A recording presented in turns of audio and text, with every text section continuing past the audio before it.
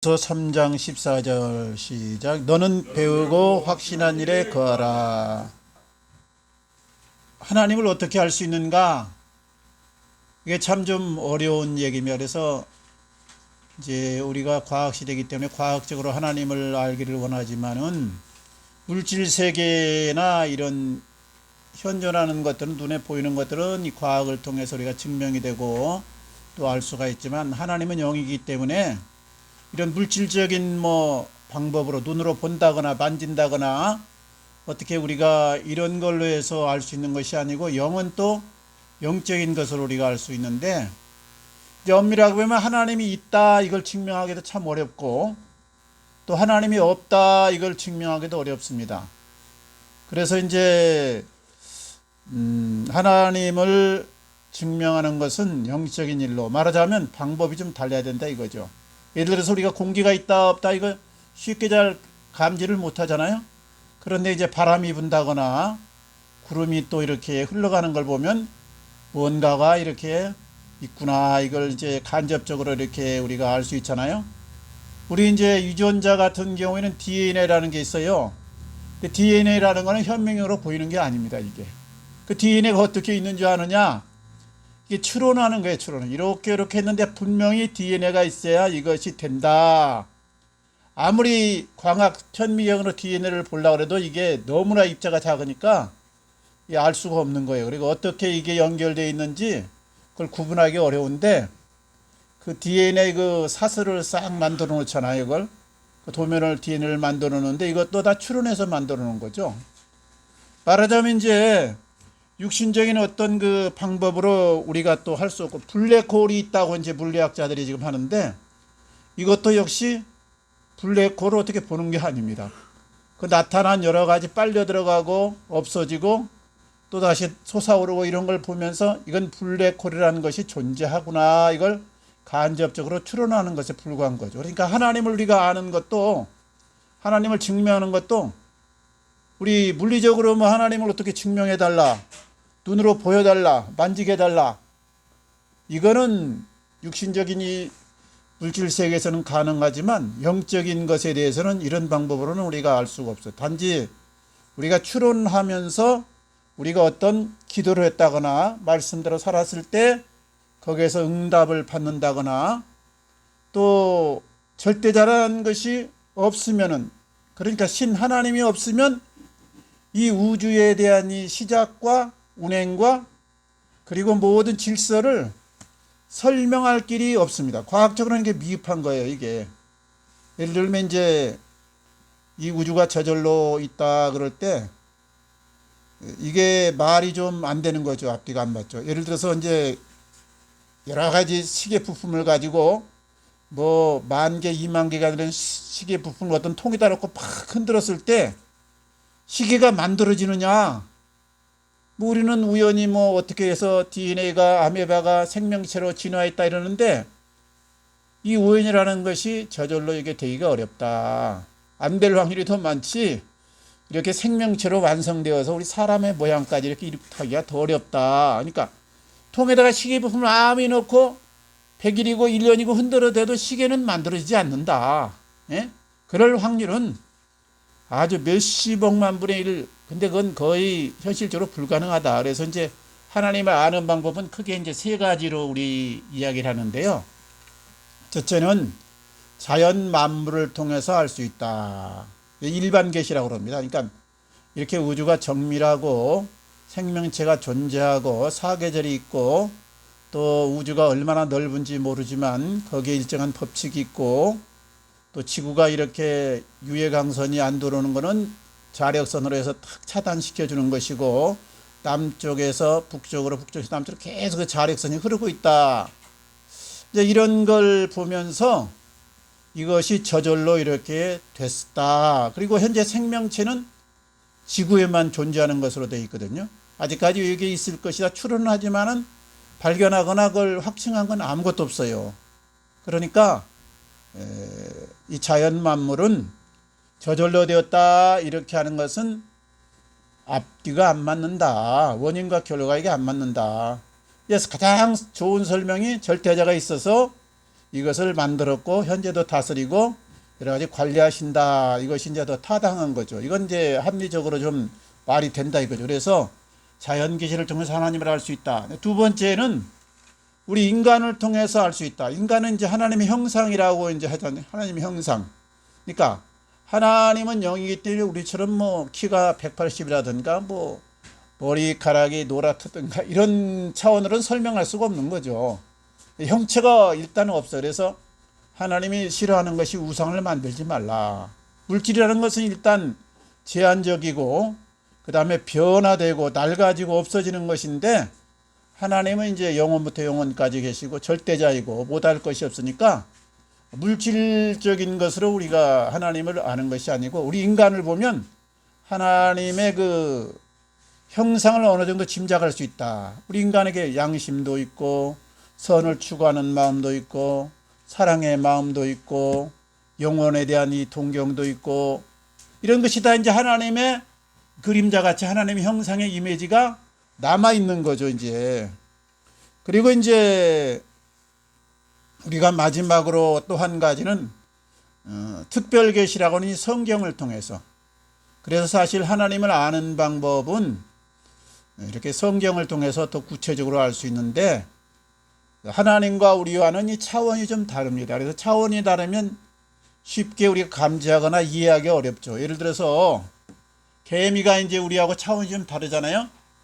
개미는 땅에만 계속 기어다니고 제한적이란 말이죠. 시간도 우리보다 훨씬 조금 살고.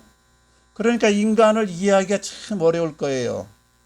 그래서 이제 차라리 인간이 개미에게 나는 이러이러 사람은 이러이러하다 알려주는 편이 훨씬 더 이해하기가 좋을 거예요.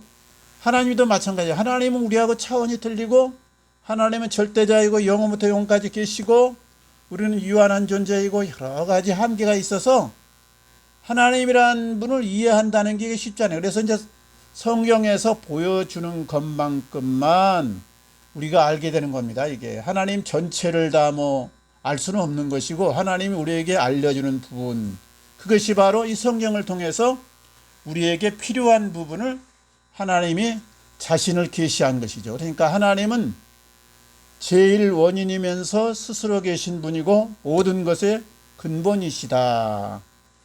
출애굽기에서 모세에게 나는 스스로 있는 자다 그랬잖아요. 스스로 있는 자. 하나님 스스로. 모든 것은 원인이 있잖아요. 그리고 결과가 나타나는데 마이크가 있으면 이걸 만든 사람이 있을 것이고 이걸 이제 또 배달한 사람이 있을 것이고 그러잖아요. 나무가 있었으면 이 나무가 원래 그 자란 땅이 있었을 것이고 그걸 또 잘라다가 제작한 사람이 있었을 것이고 이게 원인이 있어야 결과가 있는데 그럼 하나님은 누가 만들었냐 그럴 때 하나님은 처음이다. 처음. 제일 원인이다. 하나님이 모든 것이 출발이고 영원부터 영원까지 있다. 이것도 우리 인간적인 제한적인 시간 속에 사는 사람에게 좀 이해가 안 가는 말이지만 어떻든 성경에서 알려주는 것만큼 우리가 하나님을 알 수 있는데 오늘 이제 성경을 통해서 하나님을 우리가 좀 배우게 되는데요. 알아가게 되는데 사람들은 하나님을 어떻게 생각하는가? 하나님이란 말은 우리나라 언어의 표현이죠. 그래서 선교사들이 와가지고 이제 가신을 어떻게 이야기할까 할 때 그 옛날에 2조 때 이제 2조 마렵에 이제 왔잖아요. 그러니까 어떤 분이 이제 하늘님 막 어려운 당하니까 도와주세요 되었는데 이제 하늘님 이제 하늘에 계실 것이다 이런 그 추측 가운데서 이제 하늘님께 또 높은 곳에 계신다 또 한이 없다. 그러니까 한이란 뜻은 크게 보면 이제 우리 언어상으로는 세 가지 뜻이 있습니다. 이제 하나라는 뜻이 있죠. 하나. 유일신이다. 그 다음에 하늘에 계신 분이다. 옛날에 옥황상제 뭐 하늘에서 뭐 하늘님이 내려왔다 이런 얘기 있잖아요. 그러니까 이제 하늘에 계신 분이다. 그 다음에 한이란 건 한없이 크다. 그러니까 무한하고 능력이나 모든 면에서 다 이제 완전한 분이다. 이런 뜻이 있어요. 그래서 한 분이다. 또 능력이 무한하시고 절대자이다. 또 그리고 이제 한없이 크다. 이제 하늘에 계신 분이다. 이런 걸 종합적으로 볼 때 하나님이라고 칭하는 것이 제일로 좋겠다. 그래서 이 가시란 단어를 저기 히브리어는 이제 영어에서는 노드라고 하기도 하고 이제 엘로힘 뭐 야훼 이렇게 표현이 되는데 이걸 하나님으로 번역을 해 놓은 겁니다. 우리나라 말에. 이제 저 아람 쪽에 가면 이제 알라라고 이제 그렇게 해 놓은 것이고 이스라엘 쪽에 이제 엘로힘이나 로드 이제 뭐 야훼 이렇게 이제 해 놓은 것이죠. 그래서 하나님이라는 뜻은 이제 개괄적으로 우리 말에는 그런 세 가지 뜻이 있음과 동시에 사람들은 누구나 다 하나님에 대한 의문을 조금은 가지고 있다. 에? 절대자가 있을까? 또 천지신명같이 능력 있는 분이 있을까? 그래서 이제 하나님에게 처음에 마음을 갖는 것이 절대자의 도움을 받기 위해서. 그래서 이제 지성이면 감천이라고 하늘을 감동시켜야 된다. 그래서 하느님께 빕니다, 빕니다 그러면서 소호성체를 아뢰는 것이 하나님은 절대자라는 생각에서 나온 거거든요. 그 다음에 이제 또 하나님은 우주의 모든 것을 좌지우지하시는 분이다. 이런 생각을 가지고 있어요. 그리고 어떤 분들은 아예 이제 하나님에 대해서 관심을 끄고 그리고 하나님에 대해서 이제 없다고 생각하는 분들도 있다. 우리 사람들의 이제 견해가 이렇습니다. 그러면 하나님은 어떤 분인가? 이거는 하나님에 대해서 우리가 알 수가 없는데 성경에서 우리에게 알려주신 내용입니다. 그러니까 첫째, 하나님은 영이다.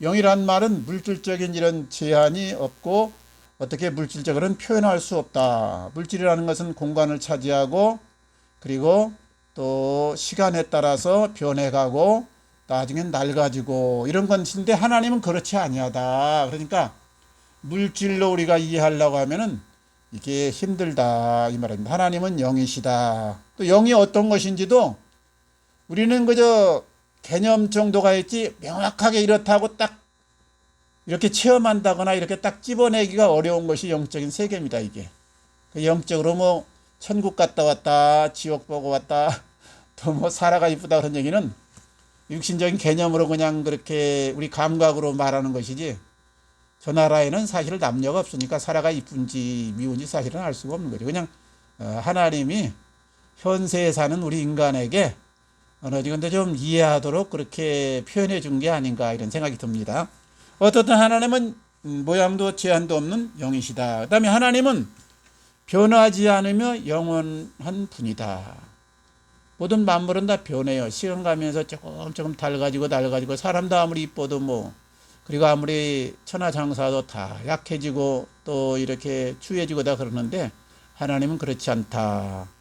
이제 하나님은 우리 아버지이며 모든 생명체의 창조자임에 치인다. 우리 아버지다 그럴 때 우리는 이제 부모님, 육신적인 부모님을 생각하는데 부모님은 이제 나를 있게 한 원인인 거죠. 이제 출발점이 이제 아버지, 어머니를 통해서 내가 왔듯이 우리 영혼, 우리 속사람이 우리 그리고 육까지도 하나님으로부터 우리가 출발되었다. 하나님 우리를 빚으셨고 우리에게 또 호흡을 불어넣으셨고 그러니까 영적인 우리 하나님을 내 원인인데 우리나라 말로 하면 아버지와 같은 개념이다. 어떤 분들은 또 어머니다 이렇게 또 하시는 분도 있어요.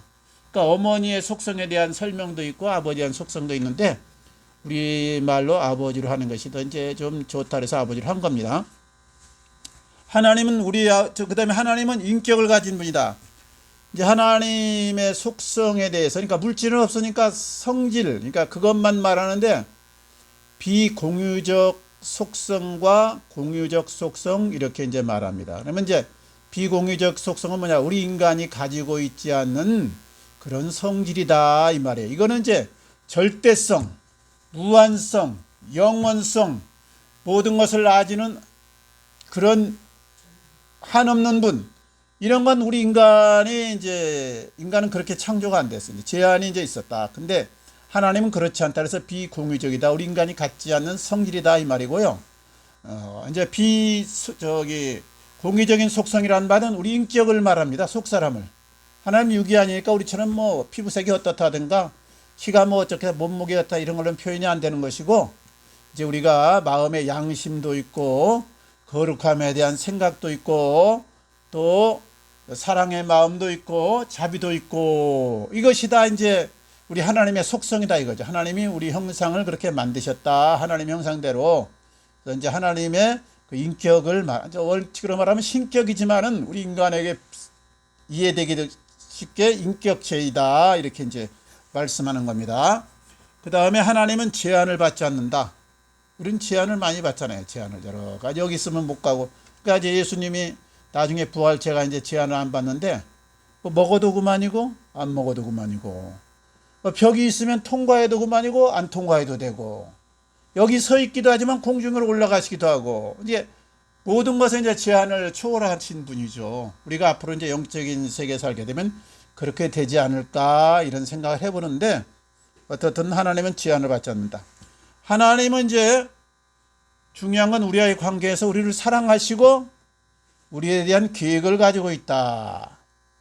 그러니까 예정론을 우리가 자꾸 오해하면 안 되는데, 어떤 분의 예정이 사람이 이렇게 남자로 태어나가지고 이제 이 사람은 구원 받아가지고 이 사람은 지옥으로 갈 사람이고 이렇게 확정으로 생각하는데, 그렇게 하면 이제 이게 우리가 하나님을 100% 모르는 거죠. 이게 하나님은 우리 인간을 사랑하면서 우리 인간이 행복을 원하는 정도.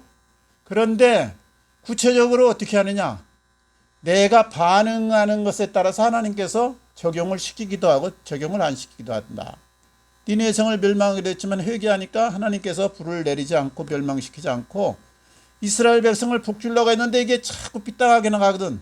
그러니까 이제 바벨론의 포로로 잡혀가게 하고 나중에 똥똥한 절에 사니까 이제 세계를 흩어버리고 그렇게 하신 거죠. 그러니까 하나님은 우리를 사랑하시고 우리에 대한 행복에 대한 계획을 가지고 있다. 영원한 생명에 대한 계획을 가지고 있다. 그 예정이라고 이제 우리가 보시면 됩니다. 그 다음에 이제 하나님의 속성은 무엇인가? 하나님의 이 본체, 본성에 대해서는 우리가 영이기 때문에 접근하기가 좀 어렵고 알기가 어렵습니다. 그거 보면.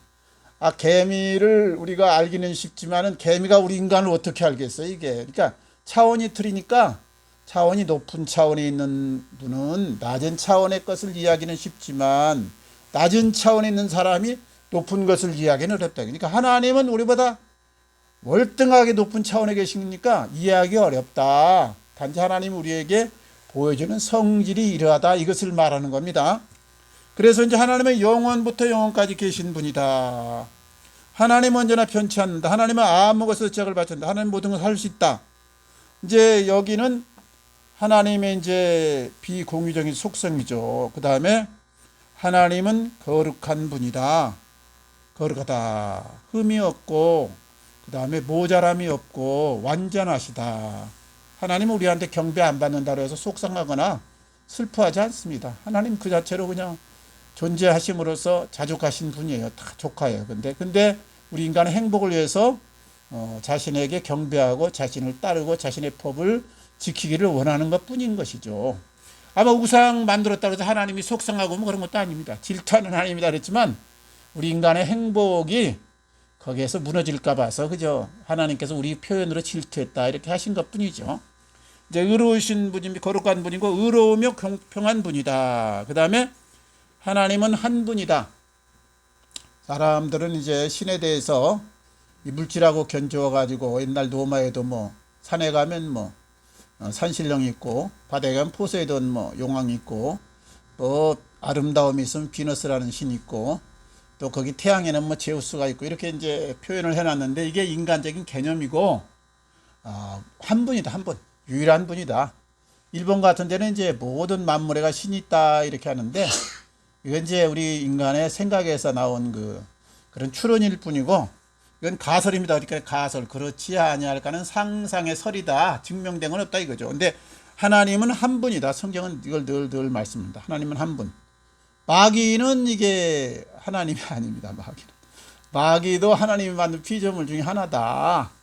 그 마귀의 기원이 뭐 천사가 타락해서 그런지 정확히는 않아요. 뭐 계명성 그 얘기는 그 당시에 그 바빌론 왕을 일컫는 말이지 사실은 마귀를 일컫는 말이 아닌데 후대 사람들이 그렇게 적용을 시켜가지고 계명성이 타락한 천사가 마귀가 됐다. 그건 이제 가설입니다. 그 하나에 신학적으로 보면 논쟁이 많은 그런 이제 것이에요.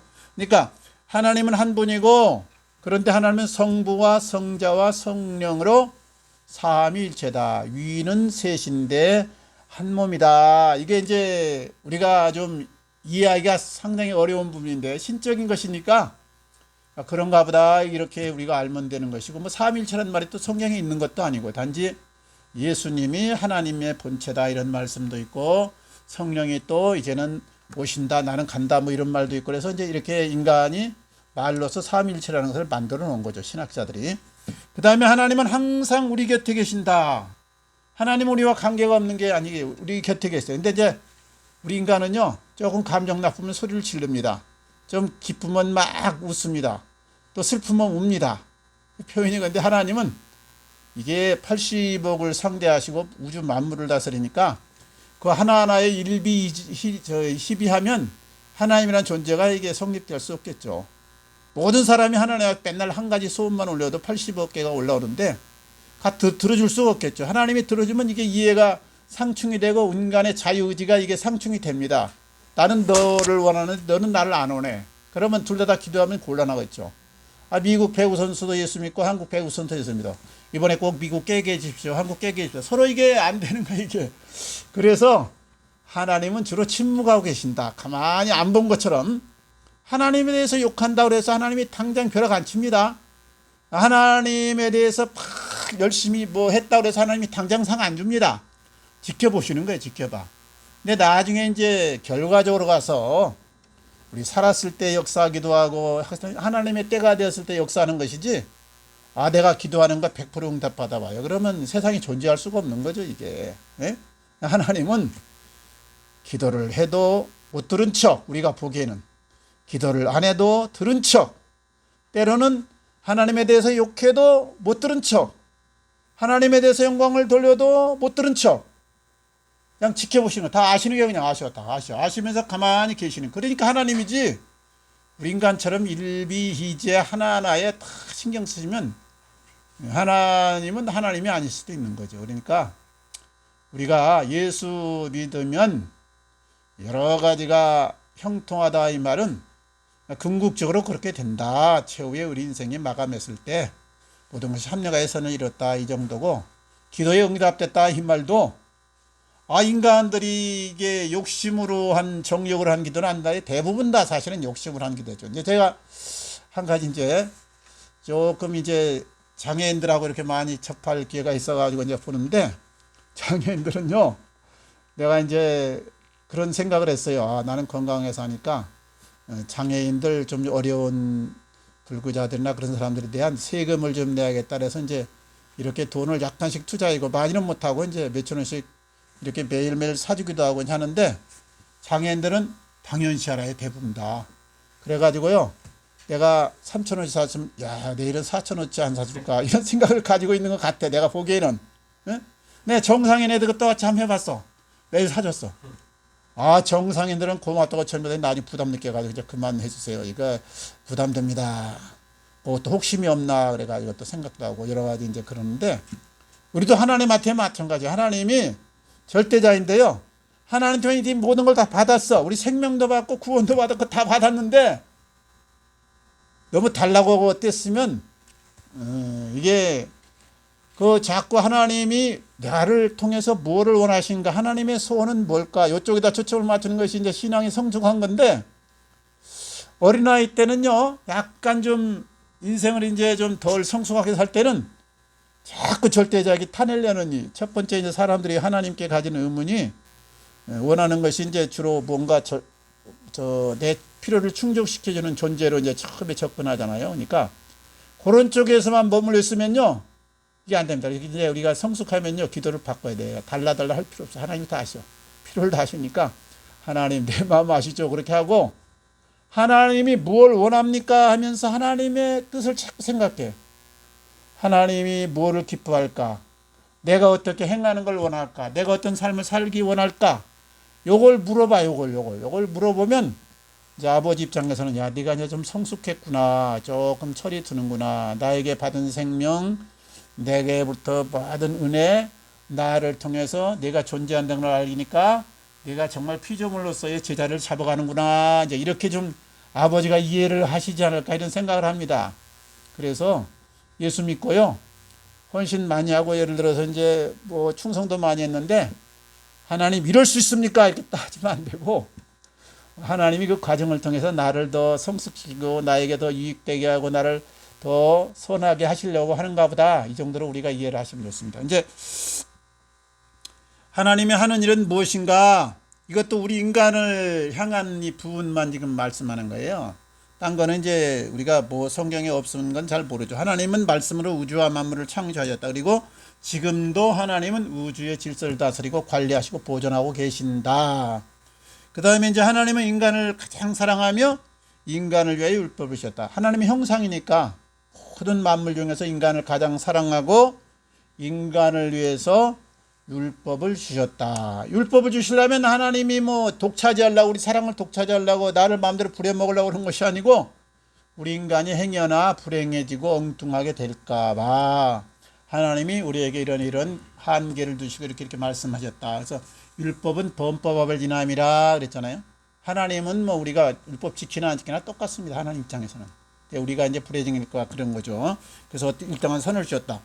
또 하나님은 인간을 구원하시려고 율법을 어차피 다 못 지킬 것을 아시고 인간을 구원하시려고 예수 그리스도를 이 땅에 보내어서 구원을 완성해 주셨다. 이게 기독교 핵심 교례예요. 이게 핵심 거리가 이제 4번이 이제 그게 핵심 거리인데, 예수 그리스도를 보내서 고행하거나 성철신처럼 뭐 13년 눕지 않고 8년 동안 잠을 안 자고 그래서 욕심을 제거하라 이것이 아니고, 너희는 어차피 한계가 있으니까 열심히 해도 아마 힘들 것이다. 내가 구원은 마련해 줄 테니까 내가 내 사랑에 감동해서 앞으로 더 사랑하면서 내 이 뜻을 전하면서 그리고 내 행복의 나라에 오러가라. 이것이 하나님의 뜻입니다. 그래서 예수 그리스도를 보내가지고 구원을 완성해 놓고 그냥 믿기만 해라. 믿기만 해. 내가 그렇게 했다는 것만 인정해달라.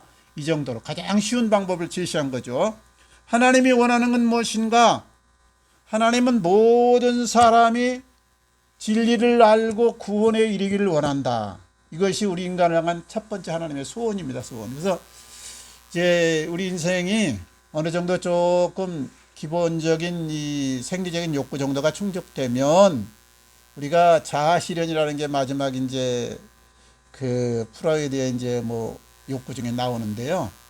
마지막인데 그게 뭐냐? 하나님이 원하시는 소원을 따라 살면 나머지를 하나님이 책임진다. 이게 믿음이에요, 믿음이. 그러니까 하나님 모든 사람이 구원을 받으며 진리를 아는 데 이르기를 원한다. 하나님은 모든 사람이 예수 그리스도를 믿기 원한다.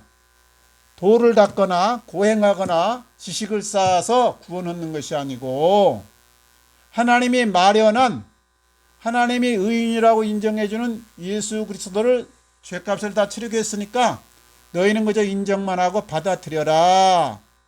사람이 마음으로 믿어 의에 이르고 입으로 신하여 구원에 이르니라 그랬잖아요. 그러니까 예수 그리스도를 믿기를 원한다 이거죠. 그 다음에 하나님은 모든 사람이 하나님을 경배하며 하나님께 영광 돌리기를 원한다. 이것도 하나님이 질투의 하나님이라 그런 게 아니고 하나님이 그래야 우리 인간이 행복하니까. 그냥 하나님이 우리 근원의 출발이잖아요. 그리고 우리가 하나님 걸 늘 누리고 살잖아요. 그리고 하나님 나라를 결국 가야 되니까 뿌리하고 이 줄기 잎이 딱 끊어지면 영양분을 받지를 못하니까 그때부터 시듭니다. 시들어. 그래서 나중에 이제 죽잖아요. 똑같아요. 우리 인간이 하나님과 끊어지면 시들시들 고통 가운데 신음하고 그리고 어려움을 겪다가 마지막에서는 사망이 오니까 하나님과 연결되어 있어 살기를 원한다. 이제 결론적으로 하나님은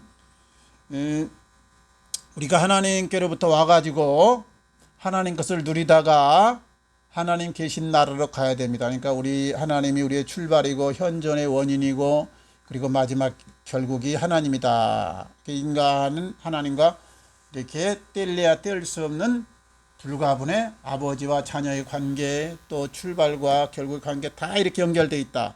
하나님이 제일 이제 우리 근원이다 이 말이죠. 그 다음에 인간에게 가장 중요한 일은, 먼저 해야 될 일은 하나님을 만나는 일이다. 인간은 원죄로 이제 하나님과 끊어져 있는 상태. 그래서 태어나면 하나님을 아는 지식이 없어요.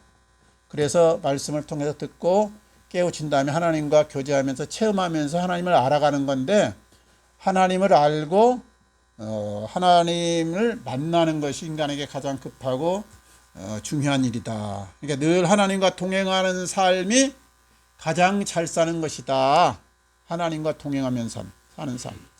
하나님의 말씀을 우리가 늘 하나님과 동행한다는 말은 좀 막연하지만 늘 하나님의 그 뜻을 말씀을 생각하고 하나님을 묵상하고 하나님의 기뻐하는 바를 쫓아 행하려는 것을 말하는 거죠. 이렇게 살면 우리 인생은 승리하는 삶을 살게 된다 믿으시기 바랍니다. 한 주간도 승리하시고 좋은 일 있기를 바랍니다. 같이 기도하겠습니다. 아버지 감사합니다.